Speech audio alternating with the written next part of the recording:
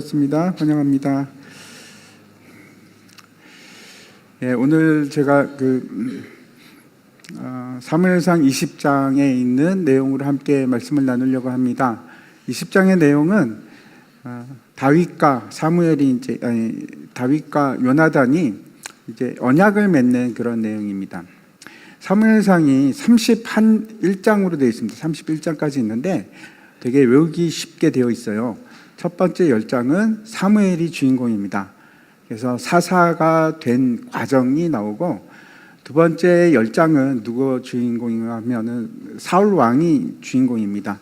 사울이 주인공이 되어서 다스리는 왕으로 있는 내용이고, 그리고 나머지 10장은 다윗이 주인공입니다. 도망 다니는 얘기입니다. 그리고 이제 마지막 31장은 사울이 자살을 하는 내용으로 끝이 납니다. 오늘 우리가 살펴볼 내용은 이제 사울이 다윗을 죽이려고 합니다. 그래서 도망을 가기 바로 전에 이제 20장이라서 사울 얘기가 끝나고 21장부터는 다윗이 주인공이 됩니다.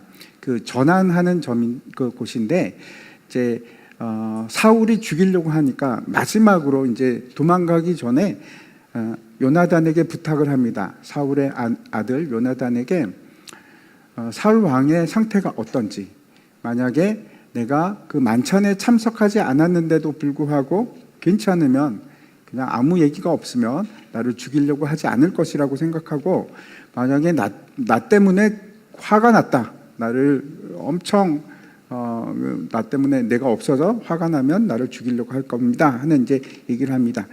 오늘 얘기가 이제 활이 주제인데, 활을 가지고 서로 이제 그 신호를 주고받는 얘기입니다. 사무엘상 20장 35절 뒷부분인데 함께 이제 교독하도록 하겠습니다. 제가 먼저 읽겠습니다. 42절까지입니다. 아침에 요나단이 작은 아이를 데리고 다윗과 정한 시간에 들러 나가서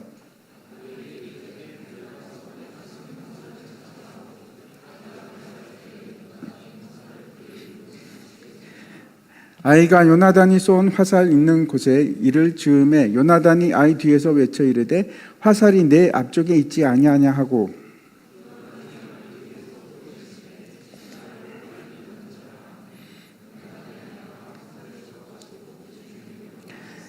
그 아이는 아무것도 알지 못하고 요나단과 다윗만 그 일을 알았더라.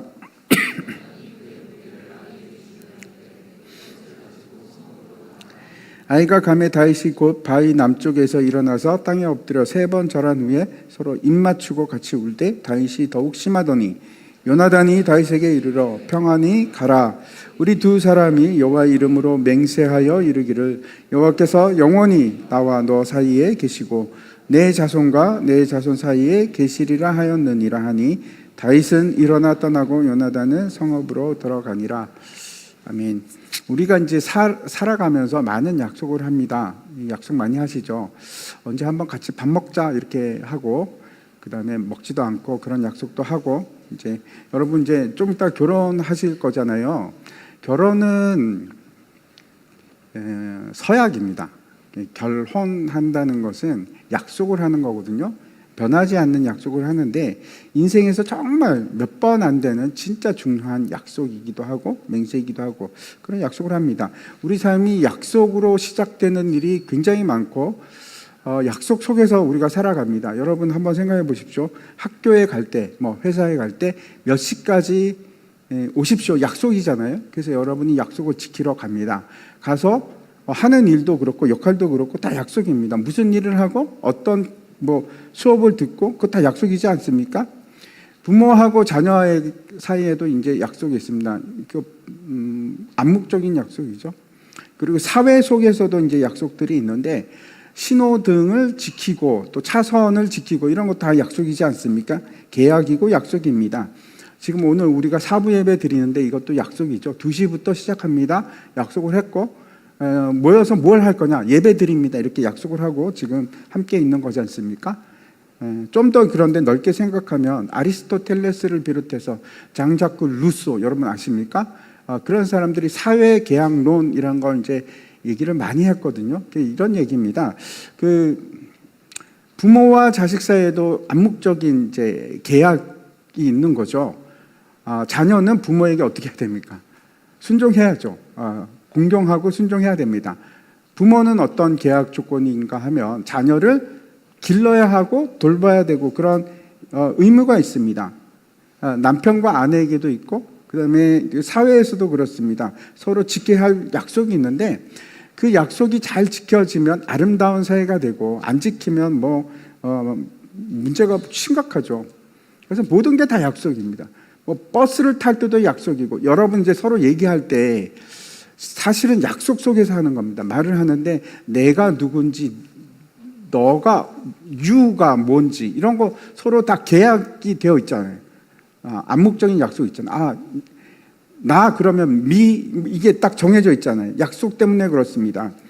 이제 간다 온다도 그렇고 다 약속인데 나라에서도 질서를 지키기 위해서는 반드시 법을 따라야 되지 않습니까? 법을 지켜야 되고 이거 굉장히 강한 약속입니다. 그거 법을 따르지 않으면 나라가 이제 엉망이 되지 않습니까? 그래서 모든 일이 약속으로 시작하고 그다음에 그 일들이 약속을 이루는 것으로 끝이 납니다. 마무리가 됩니다. 사람과 사이의 약속을 뭐라고 합니까? 계약이라고도 하고 서약이라고도 합니다. 그런데 하나님하고 사람 사이의 약속은 성경에서 특별한 용어를 씁니다. 언약이라는 단어를 쓰거든요. 베리트라는 단어입니다. 근데 이게 이제 언약을 맺다 할 때 뭐라고 표현을 하는가 하면 카라트 베리트 이렇게 하거든요. 근데 이걸 직역을 하면 언약을 맺다가 아니고 언약을 자른다 그런 뜻입니다. 자른다, 가른다 그런 뜻이거든요. 왜 그럴까요? 왜 언약은 갈라야 하나요? 왜 그런가 하면 이 언약이라는 것 자체를 할 때 짐승을 사용합니다. 옛날에. 그래서 짐승을 반으로 잘라서 피를 흘리고 언약을 맺는 겁니다. 왜 그렇게 할까요? 만약에 언약을 지키지 않으면 이렇게 저주를 받고 죽을 것이다 하는 맹세가 포함되어 있기 때문에 그렇습니다. 근데 사람의 약속하고 하나님의 언약하고는 되게 큰 차이가 있습니다. 어떤 게 있을까요? 사람이 계약을 맺고 약속을 하는 데는 그 전제가 불신입니다. 못 믿으니까 하는 겁니다. 이제 부동산 계약을 한다. 그럼 이게 약속이잖아요. 그래서 안 지킬 수도 있으니까 계약금을 걸게 합니다. 그래서 너 안 지키면 계약금 안 줘. 이거지 않습니까? 불신이 그 전제를 두고 합니다. 그리고 이렇게 계약을 하는 이유도 불신을 해소시키기 위해서 계약을 하는 거지 않습니까? 근데 하나님의 언약, 약속은 불신이 전제가 아닙니다. 뭘까요? 청년부하고 되게 관계가 있습니다. 헤세드라고 합니다. 사랑. 사랑이 전제를 합니다. 하나님의 약속은 불신이 아니고 사랑으로 전제하는 겁니다. 그래서 시작부터가 다릅니다. 사람은 이러죠. 네가 하면 나도 할게. 그게 계약의 시작입니다. 그렇죠? 근데 하나님은 이런 겁니다. 네가 못해도 나는 할 거야. 네가 안 해도 나는 반드시 한다. 이게 하나님의 언약의 조건입니다. 무조건적이죠. 사람이 약속을 할 때는 되게 유한한 책임을 집니다. 이제 이런 얘기 하잖아요. 이제 약속을 할 때 나 안 지키면 너 내 손에 장을 지진다. 이런 얘기 하죠. 절대 안 지지지 않습니까? 내 목숨 걸고 절대 안 겁니다. 걸 수가 없죠. 근데 하나님의 언약은 사람은 그렇게 유한한 조건에 의해서 하지만 하나님의 언약은 다릅니다. 무한한 책임을 집니다. 무한한. 그게 무슨 얘기냐면 생명을 겁니다. 그래서 베리트를 사용하는 겁니다. 그리고 또 다른 차이가 있습니다. 사람의 약속은 기간이 한정적이죠. 무한하지 않습니다. 유한한 시간 동안 하거든요. 계약 기간이 있습니다. 그래서 계약 끝나면 끝이죠. 그 죄를 범해도 공소시효가 있습니다. 그래서 공소시효가 지나면 기소도 못합니다. 그게 유한하기 때문에 그렇지만 하나님의 언약은 유한합니까? 아니요, 무한합니다. 영원합니다. 변하지 않습니다. 제가 이 말씀을 드리는 이유는 오늘 본문이 요한과 다윗의 언약 얘기인데 다윗과 요나단은 3번에 걸쳐서 언약을 합니다. 18장에도 나오고 오늘 우리가 읽는 20장에도 그 언약 얘기고 23장에 가도 이제 언약을 맺습니다. 그럼 다 비슷합니다. 언약이라는 말은 제가 앞에서 말씀드렸죠. 하나님과 사람 사이에 쓰는 단어가 언약인데 사람과 사람은 언약을 안 씁니다. 근데 놀랍게도 신기하게도 사무엘상 이 본문에서만 다윗과 요나단이 약속을 할 때 언약이라는 단어를 씁니다. 왜 그럴까요? 왜 그런가 하면 여러분 모를 걸 제가 알고 있기 때문에 말씀을 드릴게요. 이거는 사람과 사람의 약속을 넘어선 얘기라서 그렇습니다. 하나님의 약속이 들어가 있기 때문에 다시 말씀드립니다. 하나님의 약속은 사랑에 기초에 돼 있고 변하지 않습니다. 그리고 영원합니다. 그게 하나님의 언약입니다. 제가 이제 그 앞에서 모든 관계는 약속에 기초한다 이렇게 말씀을 드렸는데 하나님과 우리 사이는 어떨까요? 어떤 약속이 있나요? 여러분이 하나님과 약속을 하셨습니까? 저는 한 적 없는데요. 그러시죠? 한 적 있습니다. 제가 한번 보여드릴게요. 창세기 2장 한번 보시기 바랍니다.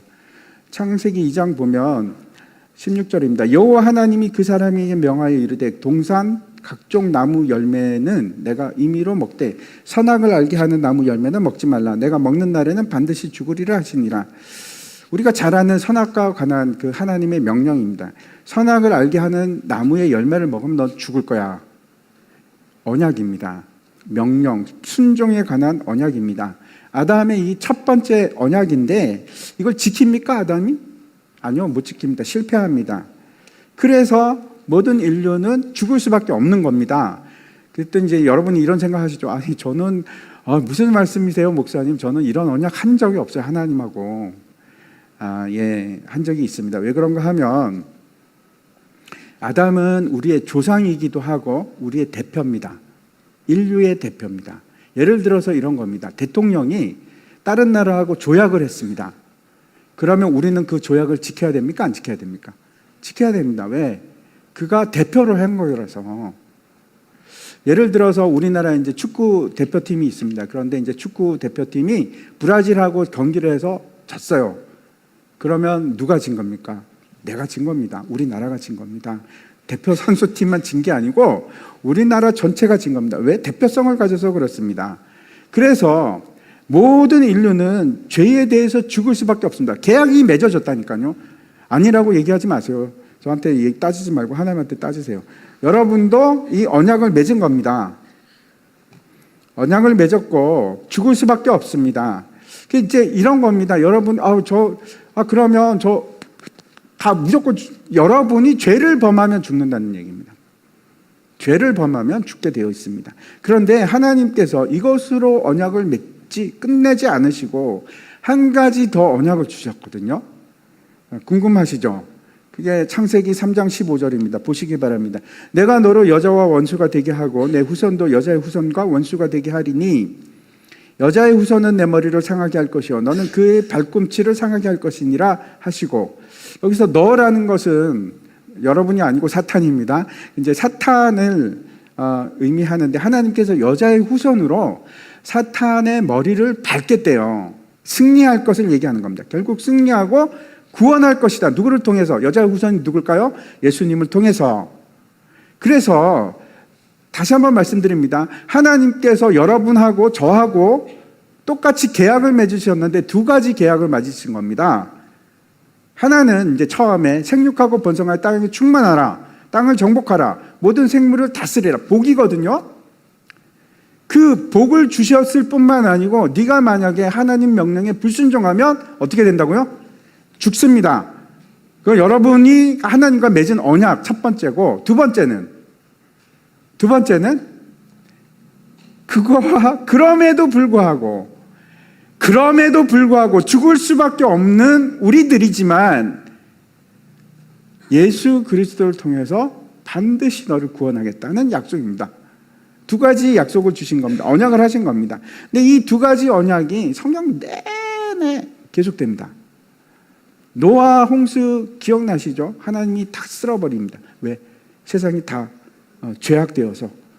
그리고 죽고 나서 노아에게 다시 언약을 주십니다. 내가 다시는 물로 너희를 심판하지 않을 거야. 구원을 약속을 하십니다. 그게 계속됩니다. 아브라함에게 구원을 얘기하시거든요. 복을 주신다고 약속하거든요. 후손을 통해서. 그리고 모세에게는 또 네가 불순종하면 죽을 거다 또 얘기를 하죠. 그게 계속 반복해서 마지막에 새 언약으로 끝이 나는데, 구약은 새 언약에서 너희를 반드시 용서하고 구원할 것이다 하는 얘기로 또 끝이 납니다. 그래서 왜 이런 언약을 2개나 주셨나, 도대체 목적이 뭔가, 그게 이제 에베소서 1장에 있습니다. 보시기 바랍니다. 곧 창세 전에 그리스도 안에서 우리를 택하사 우리로 사랑 안에서 그 앞에 거룩과 그 흠이 없게 하시려고 그 기쁘신 뜻대로 우리를 예정하사 예수 그리스도로 말미암아 자기 아들들이 되게 하셨으니, 이는 그가 사랑하시는 자 안에서 우리에게 거저 주시는 바 그의 은혜의 영광을 찬송하게 하려는 것이라. 하나님께서 뭐라고 하시는 건가 하면, 이 세상을 창조한 것도 우리를 두신 것도 모두 우리를 사랑하기 때문에. 언제부터 사랑하셨다고요? 창세 전부터, 시간이 있기 전부터. 그래서 구원하기로 작정을 하십니다. 흠이 없고 거룩하게 만들어서 구원하셔서 저와 여러분이 하나님을 찬양하는 것을 기뻐하시기 때문에. 결론을 말씀드릴게요. 하나님께서 왜 이렇게 언약을 주시는가? 우리를 구원하시기 위해서입니다. 구원하시기 위해서. 오늘 본문이 그 얘기입니다. 다윗이 사울 왕을 이제 피해서 도망을 가는데, 그런 다윗에게 요나단을 통해서 이 언약을 확인시켜 주는 겁니다. 근데 제가 말씀드리고 싶은 거예요. 이건 그래도 깨질 수 있겠죠? 맞아요? 깨질 수 있습니까? 안 깨져요. 이거 사라질 수 있겠죠? 안 사라져요. 반드시 이루어집니다. 너무 중요합니다. 이 구원은 취소되지 않아요. 약속이 사라지지 않는다니까요. 믿기지 않으십니까? 이제 앞에서 요나단이 이제 다윗에게 3가지 이제 맹세를 하는데, 3가지 언약을 합니다. 나는 너를 평안하게 가게 할 것이다. 2번째, 나는 너를 왕으로 인정한다. 3번째, 하나님께서 너의 대적을 다 물리치실 것이다. 그 약속을 합니다. 승리를 얘기하는데, 그 이유에 대해서 사무엘상 20장 17절입니다. 다윗에 대한 요나단의 사랑이 그를 다시 맹세하게 하였으니 이는 자기 생명을 사랑함 같이 그를 사랑함이었더라. 제가 이걸 말씀드립니다. 이제 그런 얘기 많이 합니다. 이 본문이 어떻게 사용이 많이 되는가 하면 동성애 얘기를 많이 하거든요. 요나단하고 다윗이 동성 간에 사랑을 했다, 그런 얘기가 아닙니다. 어떤 사람들은 우정을 얘기합니다. 뭐 우정 맞습니다. 근데 그보다 훨씬 더 깊은 얘기를 하는 겁니다. 그런 얘기가 아니라 이 네페시, 생명을 사랑함 같이 하는 거는 특별한 경우에만 씁니다. 어떤 때 쓰는가 하면 왕이나 하나님께 쓰는 겁니다. 무슨 얘기인가 하면, 요나단은 다윗이 왕인 걸 알았어요. 그래서 사랑하는 겁니다. 그가 하나님의 사람인 걸 알았어요. 그래서 깊이 사랑하는 거예요. 이해가 되실지 모르겠습니다. 그리고 그 요나단이 그 사랑을 이제 행동으로 보여줍니다. 먼저 이제 지금 되게 위험한 상황이거든요. 그 아버지 사울이 다윗을 죽이려고 합니다. 그래서 이제 연락을 취할 것을 이제 작전을 짭니다. 그게 1막입니다. 한 장 넘겨주십시오.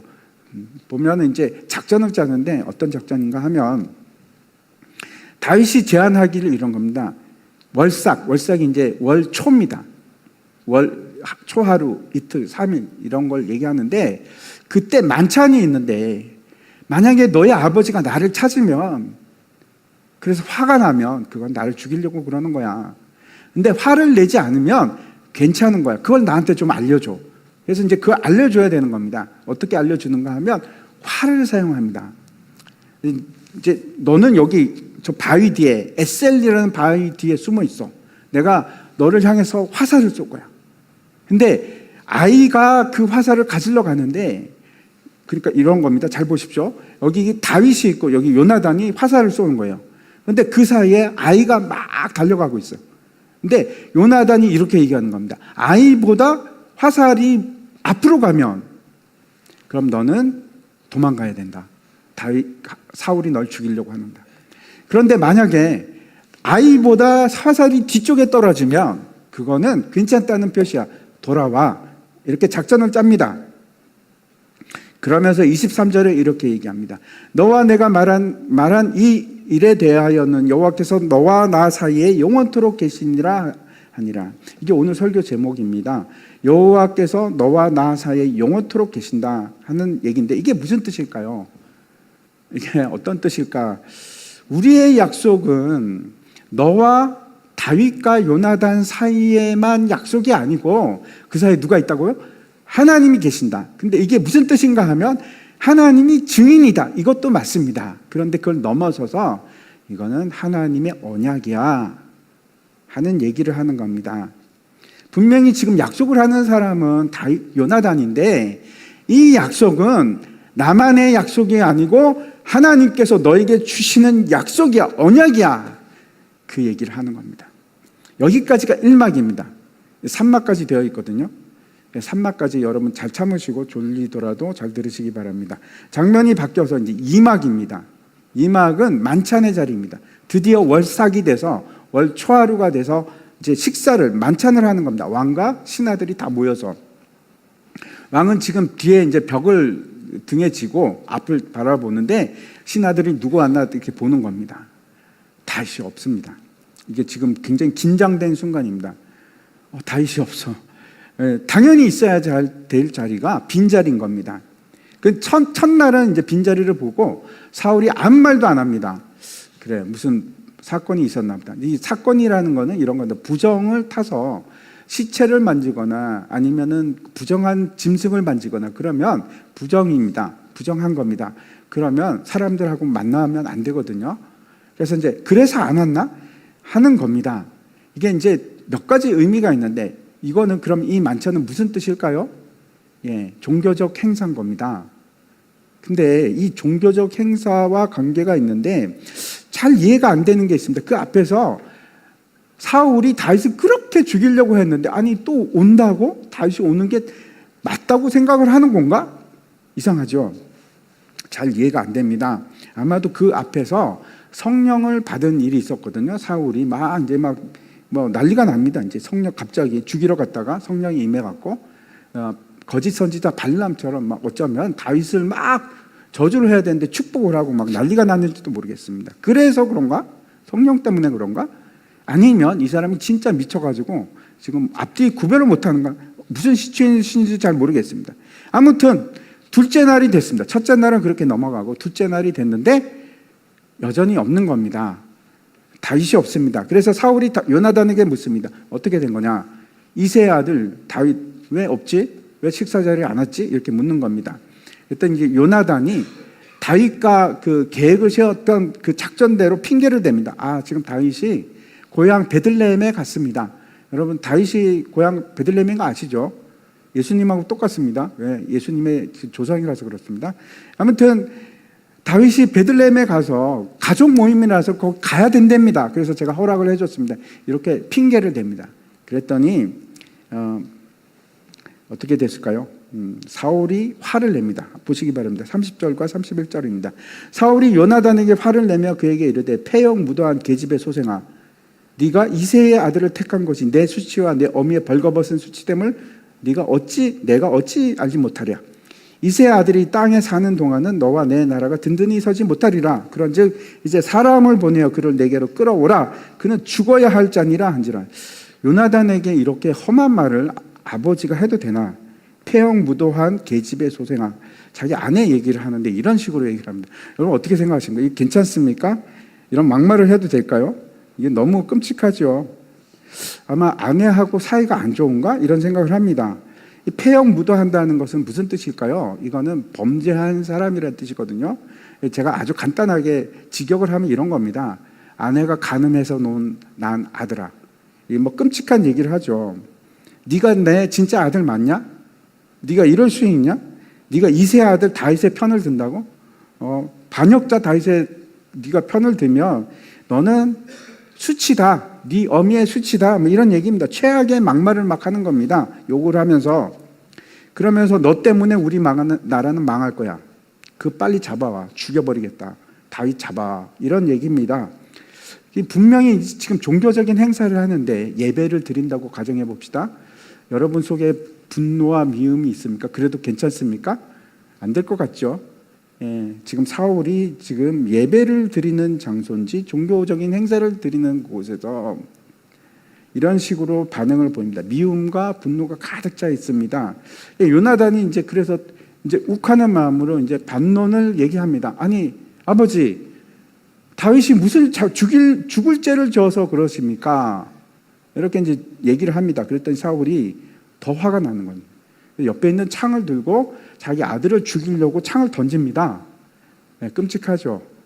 그제야 이제 요나단이 깨닫, 아버지는 끝났구나. 다윗을 죽이려고 하는구나. 이제는 더 이상 길이 없구나. 그리고 이제 결론을 내립니다. 34절입니다. 심히 노하여 식탁에서 떠나고 그 달의 둘째 날까지 먹지 아니하였으니 이는 금식을 했습니다. 이는 그의 아버지가 다윗을 욕되게 하였으므로 다윗을 위하여 슬퍼함이었더라. 요나단이 화가 나서 아니면 막 억울해서 모욕당하는 게 치욕적이라서 지금 밥맛이 떨어진 게 아니고 슬픈 게 아니고 화가 나서가 아니고 누구 때문에? 다윗 때문에 지금 이러는 겁니다. 그가 무죄인 것을 알고 있었고 그가 왕이라는 것을 알고 있기 때문에 너무 슬픈 겁니다. 이해가 가십니까? 이게 이제 두 번째 막입니다. 그리고 3막이 있습니다. 3막 한번 보여주십시오. 다시 다윗을 만난 그 들판으로 갑니다. 이제 다윗과 약속을 했죠. 3일 뒤에 만날 거라고 이제 약속을 한 거죠. 3일째 돼서 이제 글로 갑니다. 그래서 이제 요나단이 아이 한 명을 데리고 소년 한 명을 데리고 가서 소년에게 이제 명령을 합니다. 너 뛰어가. 내가 저쪽으로 화살을 쏠 거니까 너는 주워와.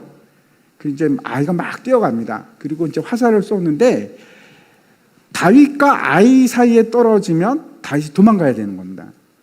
그래서 요나단이 멀리 아이를 지나서 다윗 쪽으로 화살을 쏩니다. 그러면서 소리를 칩니다. 화살이 내 앞쪽에 있다. 이거 누구 들으라고 하는 겁니까? 다윗 들으라고 한 겁니다. 도망가라고. 그리고 다시 이제 아이에게 소리를 치는데 뭐라고 하는가 하면 빨리 달려라. 그러니까 급하니까 다윗에게 빨리 도망가라 그 뜻입니다. 그렇게 이제 소리를 지릅니다. 이 아이가 이제 화살을 주워 갖고 돌아오니까 요나단이 너는 이걸 들고 성읍으로 돌아가라. 이렇게 합니다. 그리고 나서 이제 41절을 보시기 바랍니다. 아이가 가매 다윗이 곧 바위 남쪽에서 일어나서 땅에 엎드려 3번 절한 후에 서로 입 맞추고 같이 울되 다윗이 더욱 심하더니 다윗에게 빨리 달아나라 이렇게 막 얘기를 소리쳤음에도 불구하고 다윗이 못 갑니다. 도망을 못 갑니다. 가야 되는데 떠나질 못하고 지금 숨어야 되는데 누가 보고 있을 수도 있잖아요. 근데 몸을 일으킵니다. 쿰이라는 단어를 쓰는데 여러분 부활할 때도 이 쿰이라는 단어를 씁니다. 다시 일어난다 그런 뜻인데 일어납니다. 일어나고 요나단을 향해서 절을 3번을 합니다. 3번을 절을 마지막 작별 인사죠. 그랬더니 요나단이 더 이상 그걸 보고 있지 못하고 막 달려갑니다. 그래서 껴안는 거죠. 다윗을 껴안고 이제 여기 보니까 작별 인사를 하는데 입을 맞추고 인사를 하고 입을 맞췄다고 하니까 여러분 이상하게 생각하지 마십시오. 남자하고 남자하고 키스를 했다 이런 의미가 아니라 이건 제가 잘 압니다. 제가 중동에 있었잖아요. 이제 남자하고 남자도 만나면 악수를 하는 게 아니고 이렇게 부둥켜 안고 뽀를 비벼야 됩니다. 거기다 키스를 해야 되거든요. 전 정말 싫었습니다. 이걸 이제 3번을 해야 됩니다. 3번을. 한 번 하면 안 돼요. 4번도 안 되고 1번, 2번, 오른쪽 1번, 왼쪽 1번, 또 오른쪽 1번 이렇게 하는데 왜 싫었는가 하면 그 중동 사람들이 털이 진짜 많거든요. 그래가지고 이게 면도를 해도 면도가 잘 안 될 정도로 이게 털이 많아요. 제가 한번 이제 그 침 비슷한 걸로 이제 고친다고 일하는 사람 딱 똑같아요. 이렇게 등 벗겨 놓으면 원숭이다 원숭이. 털이 하도 많아가지고 완전히 털로 다 덮여 있어요. 그렇게 털이 많습니다. 근데 하여튼 이제 그거는 뭐 아무것도 하여튼 여기 이제 입과 입을 맞춘 이렇게 껴안고 이렇게 한 겁니다. 볼에다가 키스를 한 겁니다. 저는 하기 싫어갖고 이렇게 했는데 진짜로 했는지 모르겠어요. 하여튼 이렇게 하고 울기 시작합니다. 한 사람이. 누가 먼저 울었을까요? 모릅니다. 근데 이제 누가 많이 울었을까요? 요나단이 많이 울었을까요? 아니면 다윗이 많이 울었을까요? 저기 보이시죠? 다윗이 많이 울었습니다. 더 울었습니다. 왜 그랬을까요? 다윗이 더 사랑해서. 믿음의 동지고 동역자인데 이제 이 상황이 너무 안타깝고 슬픈 겁니다. 이제 헤어지는 겁니다. 언제 만날지도 모릅니다. 그리고 나서 이제 42절에 마지막 절이기도 합니다. 요나단이 이렇게 얘기합니다. 요나단이 다윗에게 이르되 평안히 가라. 우리 두 사람이 여호와의 이름으로 맹세하여 이르기를 여호와께서 영원히 나와 너 사이에 계시고 내 자손과 내 자손 사이에 계시리라 하였느니라 하니 다윗은 일어나 떠나고 요나단은 성읍으로 돌아가니라. 요나단이 이제 평안히 가라. 그리고 다시 두 사람이 맹세를 하는데 언약입니다. 이런 겁니다. 여호와 하나님이 너와 내 사이에 있다. 앞에도 말씀드렸죠. 내 자손과 너의 자손 사이에도 있다. 이게 무슨 뜻인가? 앞에서 말씀드린 것과 같이 이거는 하나님의 증인이고 하나님의 언약이다. 그런 뜻입니다. 그러면 이 하나님의 언약이 어떤 건가? 이제 그걸 결론으로 말씀드리고 이제 마치려고 합니다. 오늘 본문에는 여러 가지 이제 상징들이 나옵니다. 여러분 이제 들으시면서 어떤 상징이 기억이 납니까? 3이란 거 계속 나오거든요. 화살이 3개고 3일이고 그 다음에 3일을 숨어 있었고 또 3번 절하고 막 이런 얘기가 나옵니다. 3이 강조가 되는데 다윗이 에셀 바위 뒤에서 3일을 숨어 있었습니다. 그래서 다시 일어나거든요. 어떤 게 연상이 되십니까? 예? 모른 척 하십니까? 왜? 아시면서. 예수님이 연상이 되시죠? 사흘 만에 부활하신 예수님. 그래서 이게 다윗을 통해서 예수님의 고난이 이렇게 연상이 됩니다. 근데 그거 말고 진짜 중요한 상징이 있습니다. 그게 뭘까요? 활입니다. 활. 활은 사람을 쏘서 죽이는 무기죠. 죽이기 위한 건데 여기서는 다윗을 살리는 도구가 됩니다. 근데 활이 상징하는 바가 있는데 활이 의미하는 것이 뭔가? 첫 번째는 하나님의 도우심입니다. 요나단이 활을 가지고 다윗을 돕듯이 하나님께서 반드시 우리를 도와주신다 하는 약속이거든요. 그게 활의 언약입니다. 한번 보시기 바랍니다. 창세기 49장입니다. 활 쏘는 자가 그를 학대하며 적개심을 가지고 그를 쏘았으나 요셉의 활은 도리어 굳세며 그의 팔은 힘이 있으니 이는 야곱의 전능자 이스라엘의 반석인 목자의 손을 힘입음이라. 내 아버지 하나님께로 말미암나니 그가 너를 도우실 것이요 전능자로 말미암나니 그가 내게 복을 주실 것이라. 위로 하늘의 복과 아래로 깊은 샘의 복과 젖먹이는 복과 태의 복이로다. 대적이 이제 요셉을 향해서 활을 쏘는데 요셉의 팔에 더 힘이 강해서 더 세게 강하게 활을 쏜다. 근데 그 쏘는 것이 누구로 말미암는가? 하나님으로부터, 전능자 하나님으로부터. 그런 의미입니다. 활이라는 게 가까이서 쏘는 게 아니고 멀리서 쏘거든요. 보이지 않습니다. 누군가를 돕기 위해서 저 멀리서 쏘는 겁니다. 근데 그걸 누가 쏘신다고요? 하나님께서. 마치 보이지 않는 것 같이 아무도 없는 것 같은 그 상황 속에서 누군가 나를 돕고 있는데 그게 하나님입니다. 우리 주위에 때로는 그렇죠. 아무도 없는 것 같고 나 혼자인 것 같고 그래서 너무 외롭고 슬프고 그럴 때가 있습니다.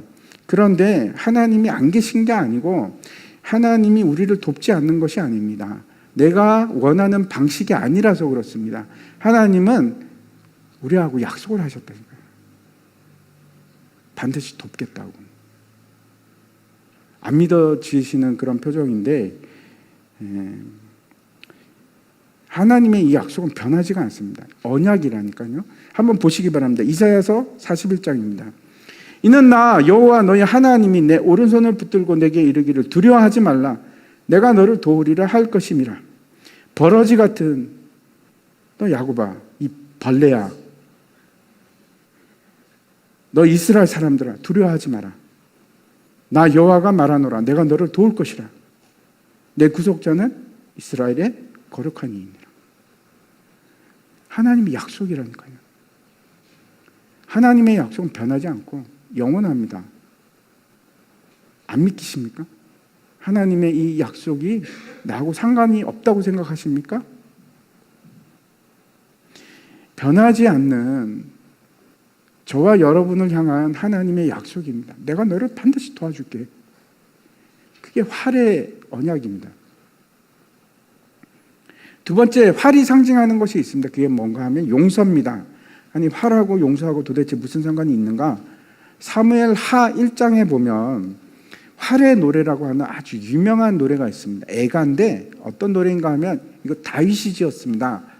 언제 지었는가 하면 사울 왕하고 요나단이 길보아 전투에서 죽습니다. 근데 사울이 왜 죽는가 하면 활에 맞아 죽거든요. 활에 맞았는데 부상을 당합니다. 그런데 이제 전투가 지금 너무 불리하고 자기가 이제 아무것도 할 수 없으니까 자살을 합니다. 사울이 자살을 하는데 그 전투에서 요나단도 함께 죽습니다. 근데 너무 신기한 거는 다윗이 이 부른 노래입니다. 활의 노래. 22절과 23절 보시기 바랍니다. 죽은 자의 피에서 용사의 기름에서 요나단의 활이 뒤로 물러가지 아니하였으며 사울의 칼이 헛되이 돌아오지 아니하였도다. 사울과 요나단이 생전에 사랑스럽고 아름다운 자이러니 죽을 때에도 서로 떠나지 아니하였도다. 그들은 독수리보다 빠르고 사자보다 강하였도다. 이게 너무 이상하지 않습니까? 왜 그런가 하면 사울이 죽을 때까지 다윗을 괴롭혔습니다. 죽이려고. 끝까지 쫓아다녔거든요. 근데 다윗이 지금 사울을 뭐라고 칭하는가 하면 생전에 사랑스럽고 아름다운 자다. 그렇게 얘기를 합니다. 이게 가능한가요? 여러분 그렇게 하실 수 있으십니까? 이게 무슨 말씀인가 하면 다윗은 사울을 다 용서한 겁니다. 미움과 아픔 이런 거 다 이기고 용서한 겁니다. 예수님께서 십자가상에서 하신 말씀 가상 7원 있지 않습니까? 그 중에 하나가 이겁니다. 아버지 저들을 사하여 주옵소서. 자기들이 하는 것을 알지 못합니다. 이 사람들이 나를 십자가에 못 박았거든요. 근데 예수님께서 용서하십니다. 그 똑같이 활의 노래가 그 얘기입니다. 활이 말하는 것 중에 하나가 용서거든요. 아직 이해가 잘 안 가시죠? 용서라는 것은 하나님의 그 많은 언약 중에 너무나 확실한 우리에게 주어진 약속입니다. 내가 널 용서하겠다. 여러분이 10번 죄를 지었는데 용서해 주시고 1000번을 죄를 지었는데 또 용서해 주시겠다. 10,000번, 10,000,000번 죄를 짓는데 하나님께서 용서하십니다. 그게 약속이라니까요. 언약이라니까요. 제가 거짓말하는 것처럼 들리십니까? 왜 그렇게 못 믿어 하십니까? 하나님께서 그 약속을 주셨어요. 이 사실이 무지개 언약에서 아주 극명하게 일어납니다. 네. 무지개 언약을 제가 말씀을 드리려고 하는데 이건 노아 방주 시대 때 하나님께서 주신 약속입니다. 근데 활이라는 단어가 이름이 이제 히브리어로 캐세트라는 단어거든요. 두 가지 뜻이 있습니다. 하나는 활, 또 하나는 뭘까요? 네? 제가 그렇게 힌트를 줬는데 무지개입니다. 무지개. 한번 그림 한번 보여주세요. 그 노아 시대 사람들이 너무 부패해가지고 하나님께서 다 쓸어버리기로 심판을 약속을 하셨습니다. 그리고 심판을 하셨습니다. 다시는 그런데 그 끝나고 나서 노아는 구원을 받았죠. 근데 다시는 내가 물로 심판하지 않겠다 하고 주신 언약이 저 무지개 언약입니다. 도대체 왜 무지개를 언약으로 주셨을까요? 창세기 9장 12절과 13절 한번 볼게요. 하나님이 이르시되 내가 너희와 및 너희와 함께하는 모든 생물 사이에 대대로 영원히 세우는 언약의 증거는 이것이니라. 내가 내 무지개를 구름 속에 두었나니 이것이 나와 세상 사이의 언약의 증거니라. 이 무지개 다시 한번 무지개 한번 보여주십시오. 저 뭐같이 생겼습니까? 활같이 생겼죠. 활. 이제 고대인들은 저걸 어떻게 해석을 했는가 하면 무지개는 활인데 번개 같은 게 이제 화살인 겁니다. 그래서 저걸 무기라고 생각을 했습니다. 근데 저 무지개를 하나님께서 하늘에다 걸어 두십니다. 그리고 저 방향을 보십시오. 어디를 향하고 있습니까? 사람을 향하고 있습니까? 하나님을 향하고 있습니까? 하늘을 향하고 있죠. 하나님께서 이런 말씀을 하시는 것처럼 보입니다. 네가 아무리 죄를 짓고 잘못해도 나는 그 언약을 깰 수가 없어. 그래서 그 저주를 내가 받을게. 그 저주를 내가 받고 내가 죽을게 하는 게 저 무지개 언약입니다. 이 무지개 언약은 그 조금 전에 제가 읽었듯이 영원한 변치 않는 언약이고, 그리고 그 내용은 어떤 건가? 내가 절대로 너를 심판하지 않고 너를 구원하겠다. 이제 제가 말씀을 마치려고 했는데, 요나단이 다윗을 떠나 보내면서 이 언약을 지금 얘기하는 겁니다. 하나님 앞에 한 약속이기도 하고 하나님의 언약을 지금 보여주는 겁니다. 다윗은 약속된 왕입니다. 왕입니다. 그리고 그 왕은 예수 그리스도를 예표하는 겁니다. 상징입니다. 하나님께서 우리에게 주신 약속이 있는데 이런 겁니다. 예수님이 여러분의 왕이 되신다면, 예수님이 여러분의 왕이 되신다면 반드시 우리를 보호하시고 반드시 우리는 승리할 것이고 반드시 우리를 용서하고 구원하실 것이다 하는 것이 하나님의 변하지 않는 약속이라니까요. 만약 여러분이 그럼에도 불구하고 두렵다, 나는 아무도 나를 도와주지 않아, 하나님의 약속을 난 못 믿겠어 라고 생각하십니까? 왜 그럴까요? 불신 때문에? 믿음이 없어서 그럴까요? 왜 두려워합니까? 왜 두려워하십니까? 하나님이 저렇게 찰떡 같은 약속을 하셨는데, 깨지지 않는 약속을 하셨는데, 제가 이제 저희 형님 얘기 잠깐 하고 마치려고 하는데, 저희 형님이 이제 그때 미국에 있을 때입니다. 미국에 있을 때인데 갑자기 그런 생각이 드는 거예요. 저희 형님 얘기입니다. 모태신앙입니다. 그런데 뭐지? 내가 예수 믿나? 어느 날 갑자기 내가 믿는 게 뭐지? 내가 교회는 가는데 왜 가지? 내가 정말 예수를 믿는 걸까? 내가 예수를 알기나 하나? 그래서 저 형님이 이제 기도를 시작했다고 합니다. 이대로는 나 예수 못 믿겠습니다. 이거 아닌 것 같아요. 저에게 사인을 주세요. 저에게 확실한 사인을 주세요. 그때 이제 뭐가 있었냐면 미주에 이제 코스타라는 게 이제 있습니다. 일종의 수련회 그런 건데, 부흥회 같은 건데, 미국 전역에 있는 이제 유학생 주로 다 모아갖고 한 5일 동안 이제 부흥사경회 비슷한 걸 하는 겁니다. 저희 형이 이제 거기 이제 돈을 내고 참여하면서 5일을 하는데 기도를 했답니다. 하나님, 그 5일 안에 예수님 만나게 해주세요. 이대로는 못하겠어요.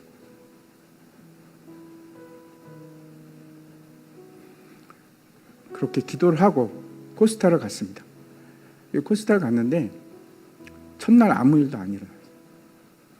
둘째 날도 아무 일도 없어요. 마지막 5일째가 된 겁니다. 너무 초조하고,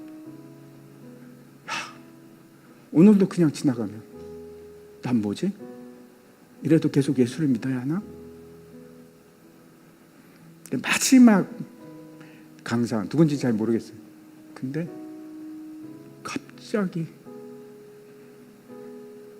성령 하나님 찾아오셨어요. 저 형님 마음을 막 흔들리시죠. 그래서 눈물을 막 흘리면서 하나님 살아계시구나. 하나님 살아계시구나. 그 얘기를 제가 몰랐는데 사실 이 얘기를 제가 한 달 전에 들었어요. 그 전에는 몰랐어요. 그러면서 이 얘기를 하는 거예요. 누가복음 얘기입니다. 제가 읽어드릴게요. 내가 또 너희에게 이르노니 구하라 그리하면 너에게 주실 것이요 찾으라 그러면 찾아낼 것이요 문을 두드리라 그러면 너에게 열릴 것이니 구하는 자마다 받을 것이요 찾는 이는 찾아낼 것이요 두드리는 이에게는 열릴 것이니 너희 중에 아버지 된 자로서 누가 아들이 생선을 달라 하는데 생선 대신에 뱀을 주며 알을 달라 하는데 정갈을 주겠느냐. 너희가 악할지라도 좋은 것을 자식에게 줄 알거든 하물며 너희 하늘아버지께서 구하는 자에게 성령을 주시지 않겠느냐 하시더라.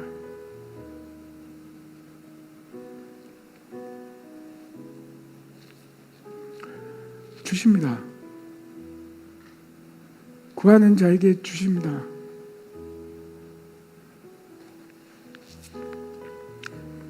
우리가 어떤 사람이라고 할지라도 내가 아무리 진짜 못돼 먹은 인간이라고 할지라도 내가 썩어 빠진 인간이라고 할지라도 예수님이 나의 왕이 되시면 예수님께서는 우리를 반드시 용서하시고 우리를 도우시고 그리고 우리를 구원하십니다. 그게 언약입니다. 언약. 변하지 않는 언약이라고요. 성경 처음부터 끝까지 지속적으로 계속해서 우리에게 말씀하시는 언약이라고요. 살아계신 하나님께서 내가 끝까지 너를 도울 것이다. 내가 끝까지 너를 구원할 것이다. 내가 끝까지 너를 용서할 것이다. 그리고 그 일을 위해서 예수님께서 십자가에서 죽으셨습니다.